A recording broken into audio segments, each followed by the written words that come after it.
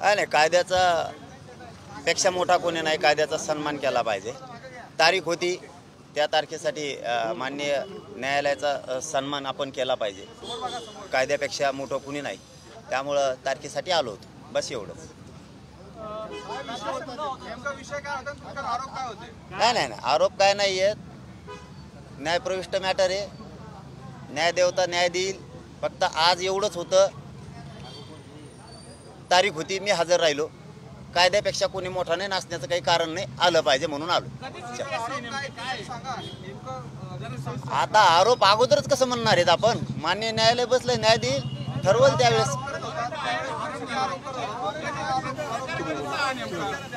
हे बघा, न्यायप्रविष्ट मॅटर असल्याच्या नंतर आपण त्याच्यात बोलायचं नसतं, असं त्यावेळेस ते काही सिद्धच नाही।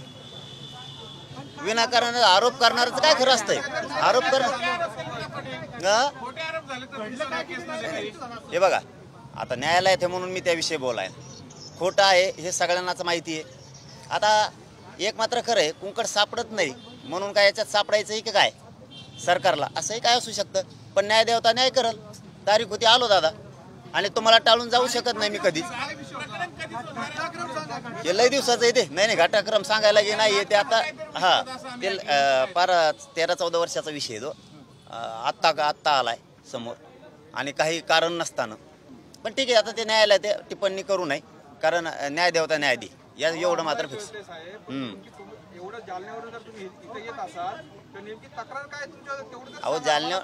अहो साहेब, जालन्याहून आलोय म्हणजे न्यायदेवतेचा सन्मान केला पाहिजे, कायद्याचा सन्मान केला पाहिजे म्हणून आलो। तिथून आलो म्हणजे काय लय मोठा थोडा झालोय मी, कायद्यापेक्षा थोडा मोठा आहे। नाही, ते पूर्वीच नाटकाचाच आहे तो विषय, परंतु न्यायदेवता आता न्याय करल तिथं, त्यामुळं ते आता न्यायप्रविष्ट असल्याने त्याच्यात काही बोलू नये। तारीख होती अगदी बरोबर, पण ते आता तारीख होती, मी आलोय त्याच्यावर आता मध्ये असल्यामुळं आता मला मी काहीच बोलत नाही। न्याय मंदिर खरंच न्याय करेल त्याच्यात।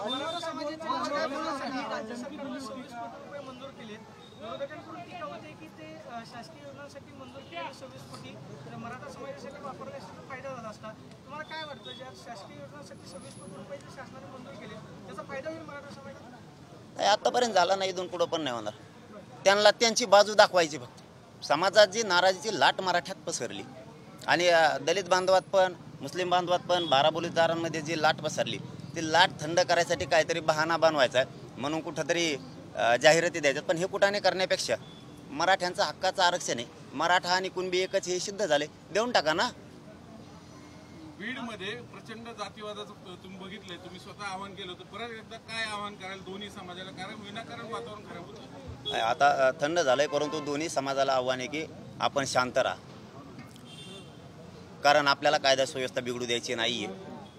सांगितल्याबरोबर समाज आधी शांत होता, आता पण दादा शांत आहे, पण हे जातीवाद मान्य आपल्याला पण नाही, म्हणून आपण 22-23 दिवसापूर्वी आपण आव्हान केलेलं की शांत राहा म्हणून, आणि 100% शांत राहतील। त्यांच्या बाजूने सुद्धा आव्हान होणं खूप गरजेचं आहे, करतील की नाही बघू। बीडमध्येच काय होतं, कारण काय? कारण समोरची पार्टी आरोप करते, तुम्ही भाषण देताना काही जातीवादाचे उल्लेख केले, त्यामुळे हे सगळं पेटवतं। मी आत्तापर्यंत बोललो नाही, जातीविषयी एक शब्दही बोललो नाही। प्रामाणिकपणानं तुमच्या समोर मी माझी बाजू हमेशा मांडलेली। मी जातीला खालच्या ग्राउंड लेवलच्या कुठल्याही ओबीसी बांधवाला कधी दुखवलेलं नाही, दुखवणार सुद्धा। नेते हे विरोध करतात म्हणून त्यांना मी विरोध करतोय फक्त, कारण नेता हा कोणाचाच नसतो, त्यांना विरोध करतो। परंतु आपल्याला गावखेड्यात राहायचं आहे, ओबीसी बांधवाचं, मराठा बांधवाचं आपलं रोजचं एक ताट आहे, आपल्याला एकमेकात राहायला लागतंय। यांचं ऐकून आपण दुई निर्माण होऊ द्यायची नाही, म्हणून मी मोठ्या मनानं आव्हान केलं की आपण सगळ्यांनी शांत राहा, आणि शांत आहेत। फक्त आता त्यांच्याकडून आव्हान होणं खूप गरजेचं, पण ते करत नाहीत, बहुतेक त्यांना शांतता बिघडायची असेल 4 तारखेला। तुम्ही पाडापाडीची भाषा सुरू केली, 5 पिढ्यापर्यंत पाडा, ती जातच संपवा, जी मराठ्यांनी संपवून, अशा शब्द आल्यामुळं हे सगळं वातावरण चिघळलं गेलं। पाडा तर कुणीही म्हणतं, ते बी म्हणतात एकामेकाला पाडा, म्हणजे काय जातीवाद असतो का? तेही त्यांच्या विरोधी उमेदवाराला एकमेकाला म्हणतातच ना पाडा, मग काय थोडा जातीवाद येतो? मी बोललो नाही, मी बोललोच नाही, मी नावच नाही सांगितलं दादा। नाही, मी निवडणुकीतच नाही, रिझल्ट सांगतो म्हणल्यावर तुम्हाला वाढायला लागले तुम्ही त्याच्यात। बीड आणि जालन्याचे रिझल्ट काय असेल की दोन्ही ठिकाणी तुम्ही सांगाल ते लोकांनी ऐकले, नाही पूर्ण महाराष्ट्रातच मराठा एकतर्फी आहे, परंतु कोण निवडून येईन हे सांगायला मी निवडणुकीत नाही, हे माझा समाज नाही. मी नाव घेतलंच नाही ना पर्सनल की याला पाडा. तसं म्हणलं असतो तर मग आमची प्रतिष्ठा पणाला लागली असती. जनतेला अधिकार आहे, अभिव्यक्ती स्वातंत्र्य आहे, फक्त त्यांना एवढंच सांगितलं पाडा, पण मताची ताकद दिसली पाहिजे. मग आता मी सांगितलं नाही यालाच पाडा, आमची प्रतिष्ठा असण्याचे प्रश्न नाही.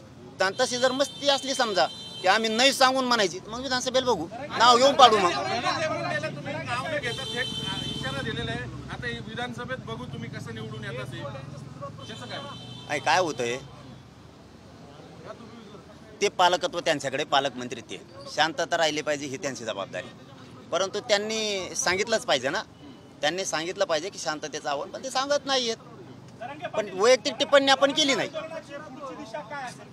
4 तारखेपासून म्हणजे 4 जूनपासून मराठा आरक्षणासाठी आमरण उपोषण, सगळ्या स्वारीची अंमलबजावणी आणि मराठा आणि कुणबी एकच आहे हा कायदा पारित होण्यासाठी.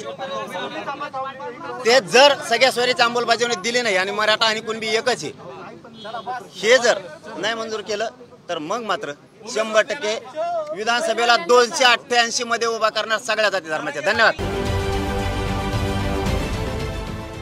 देश विदेशातील प्रत्येक घडामोडींचे लाईव्ह अपडेट मिळवण्यासाठी आता साम टीव्हीच्या सर्व सोशल मीडिया प्लॅटफॉर्मला लाईक, फॉलो आणि सबस्क्राईब करा. तसंच सर्व नोटिफिकेशनसाठी बेल आयकॉन प्रेस करायला विसरू नका.